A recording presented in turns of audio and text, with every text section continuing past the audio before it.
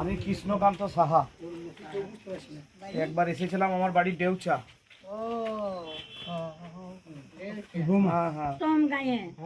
ঠিক ঠিক ঠিক। আপনি বলুন, আপনি কেমন আছেন বলুন। এখানটাতে বসছি আমি একটু। না না, এখানে বসছি।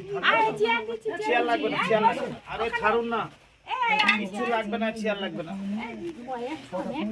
বলুন, আমাকে বলুন কেমন আছেন আগে বলুন। এই হাতটা পায়ে হাঁটুতে বেদনা, চলাফেরা করতে খালি কষ্ট হচ্ছে, আর ক্ষমতাও নাই, বল থাকে অত বয়সে। বয়সটা আমার অনেক বেশি, গাঁয়ের বড় বোধহয় আমি, আর কেউ বড় নাই। আর কি নাম ছিল যেন? ক্ষুদিরাম ভান্ডারী। ক্ষুদিরাম ভান্ডারী কবিরপুরের প্রথম বিজেপি চটাই পাতা লোক। এত মানে ও ইয়ে ছিল। ওর ছেলে মেয়ে কি আছে? বিয়ে